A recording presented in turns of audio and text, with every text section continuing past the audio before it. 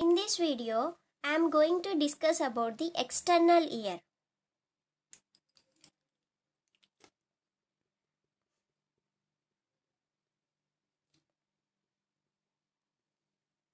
External ear is made up of an yellow elastic cartilage. The external ear is made up of it is made up of an yellow elastic cartilage. Let's draw the external ear here. This portion is ear pinna where the external cartilage is absent. You can palpate your pinna where the earrings after that. Then these all things are cartilage. The parts of the external ear.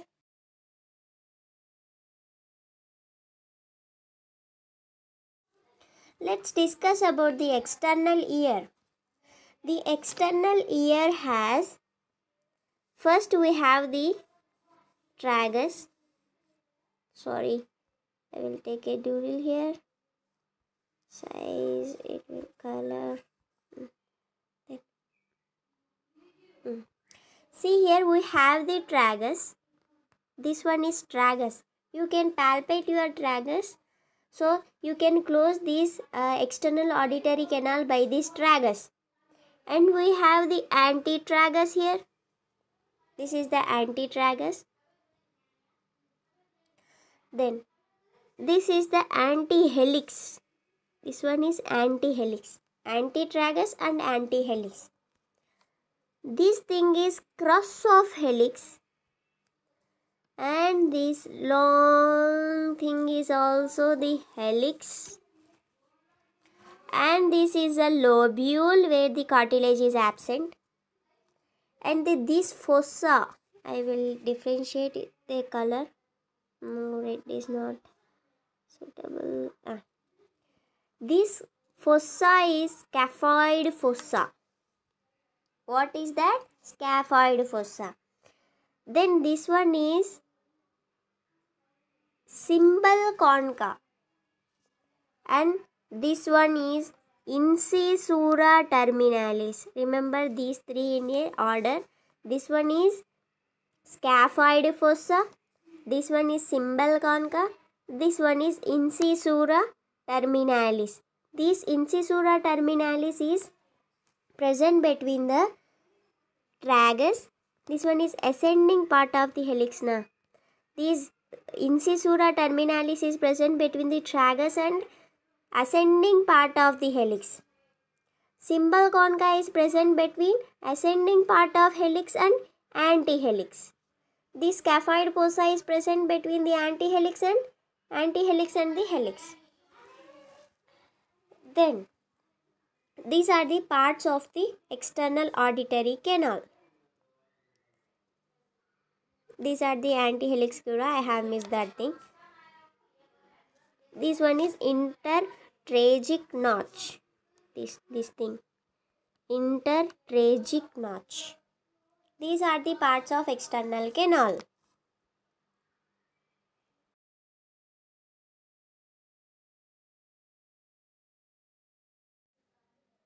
Then I will discuss about the lymphatic drainage of external ear.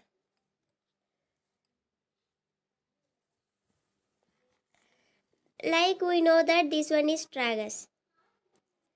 All this thing is anterior surface. All this thing is anterior surface. The part of the tragus, the part of the anterior surface of the part which is present above this tragus. Above this tragus means all this part. All this part lymphatic drainage is periauricular lymph node. All this area is drained by the periauricular lymph nodes. The part which is below the tragus is drained by the deep cervical lymph node. This below the tragus part is supplied by the deep cervical lymph node. And the posterior part is drained by the lymph nodes or lymphatic system present around the mastoid tip. This is the lymphatic drainage of the external ear. Landmarks of the external ear, all we will discuss in the separate video. Separate video, not in that video. After that, what is the nerve supply of the external ear? First, I will discuss about the blood supply. Normally, the external ear is avascular, and it is it receives the nutrition from perichondrium. And move on to the nerve supply. Nerve supply. This one is the medial side. We have drawn the anterior surface.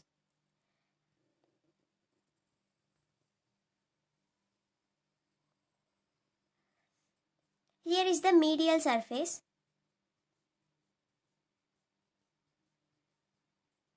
Medial side. This medial side is supplied by auriculotemporal nerve. Supplied by auriculotemporal nerve, which is a branch of trigeminal nerve. Auriculotemporal nerve. And the lateral side. This lateral side is supplied by great auricular nerve. Here we have the external auditory canal. This area around this external auditory canal are supplied by separate nerves, that are 7th cranial nerve and the 10th cranial nerve. Cranial nerves don't write like this. We have to write in the Roman numbers. 7th cranial nerve and the 10th cranial nerve.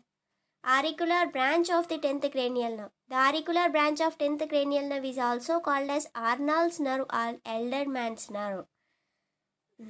This is the nerve supply, anterior surface. What is the posterior? Then posterior side, posterior surface nerve supply. This is the posterior surface. When you see, this is the medial portion, where the exactly opposite to the external auditory canal.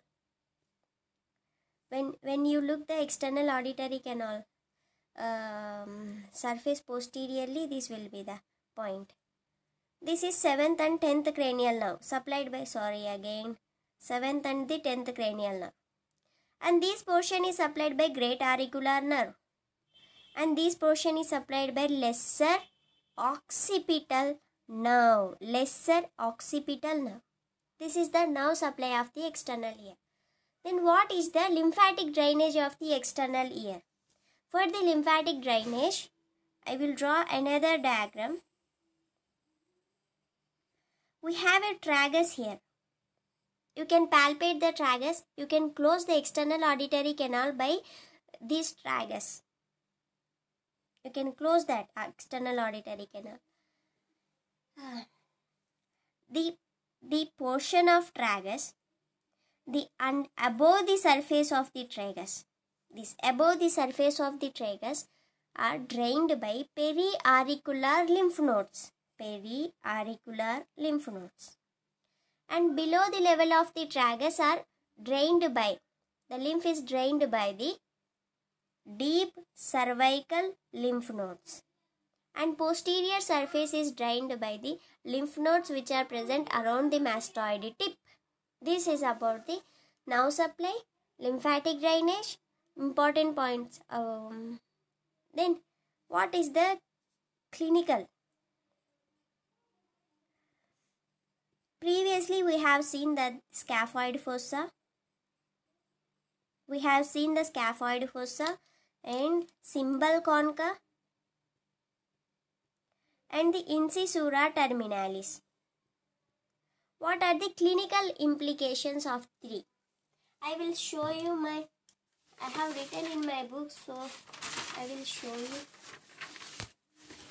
all that features. See, cymbal concha is landmark for the mastoid antrum.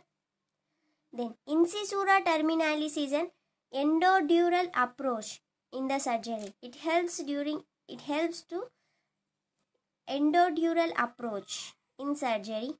And cymbal concha is a landmark for the mastoid antrum. Then that's all. The cartilage is avascular. Then cartilage of the pinna is continuous with the external auditory canal. This is about the external ear. And clinically, when a patient is having the depressed nasal bridge,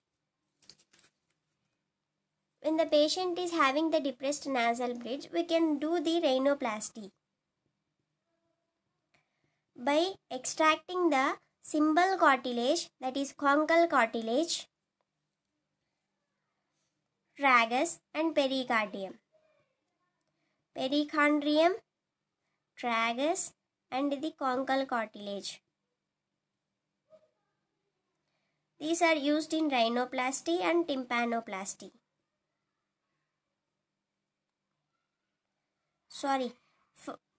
Perichondrium, tragus and conchal cartilage, all these things used for the tympanoplasty.